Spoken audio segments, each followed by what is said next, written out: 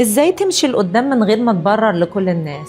لو حياتك محتاجة موافقة الناس علشان تتحرك، يبقى دي مش حياتك. يا جماعة، خلونا نبتديها واضحة من أول ثانية. ليه كل مرة بناخد قرار نحس إننا لازم نعمل لجنة تقييم، نشرح، نبرر، نثبت إننا مش غلط، كأننا متهمين مش أصحاب قرار؟ المشكلة مش في القرار نفسه، المشكلة في خوفنا من ردة الفعل. خايفين حد يزعل، حد يبعد، فنفضل ثابتين، مش علشان القرار غلط، لكن علشان المواجهة مرعبة. بس خلوني أسألكم سؤال مباشر، هو احنا عايزين نعيش حياتنا ولا نعيش الصورة اللي الناس مرتاحة لها؟ في فرق.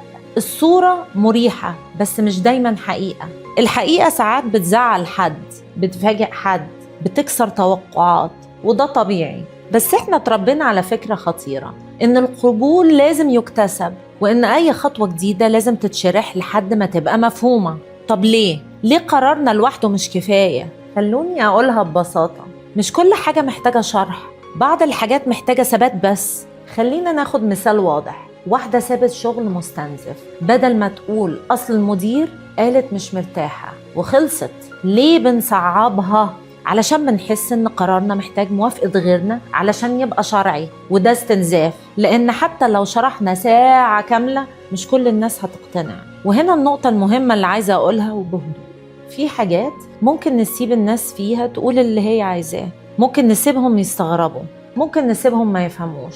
مش دورنا نتحكم في تفسيرهم، دورنا نتحكم في وضوحنا. لما حد يشوف قرارنا ويقول انتوا بتبالغوا، انتوا اتغيرتوا، ده مش منطقي، ممكن ببساطة نسيبهم يقولوا. مش لازم نرد على كل تعليق، ومش لازم نصحح كل فهم، ومش لازم ندخل في كل نقاش. أحيانا القوة مش في إننا نقنع، القوة في إننا نتحرك. الناس ليها حق تحس اللي تحسه، وإحنا لينا حق نعيش حياتنا. مش صراع ومش تحدي، بس فصل أدوار، وده محتاج شجاعة، وخصوصا لو اتربينا على إن قيمتنا مرتبطة برضا اللي حوالينا. لو اتربينا إنه كويس هو اللي يرضي الكل، هو اللي يشرح، هو اللي يطبطب، هو اللي يمتص الصدمة. بس النمو الحقيقي إننا نبقى واضحين حتى لو مش مريحين.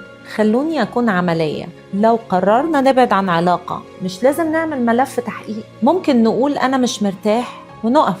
لو قررنا نغير مسار مهني، مش لازم نعرض خطة 5 سنين، ممكن نقول ده اتجاه مناسب ليا دلوقتي وخلصت، من غير دفاع مطول، من غير تفاصيل زيادة. لأن التبرير الطويل بيوصل رسالة خفية إن أنا مش واثق قوي، فخليني أقنعك. لكن لما القرار يبقى واضح جوانا، نبرة صوتنا بتختلف، كلامنا بيقل، ثباتنا بيزيد. وهنا نرجع للنقطة دي ونقويها. مش الفكرة نزود الكلام، الفكرة إننا نخلي موقفنا ثابت. الثبات الذكي بيتقال بهدوء ومن غير ما نقلل من مشاعر اللي قدامنا. الموقف الثابت بيخلق احترام حتى لو في البداية في مقاومة، ومع الوقت الناس بتتعود، مش علشان اقتنعت لكن علشان فهمت ان المساحة دي مش مفتوحة للنقاش.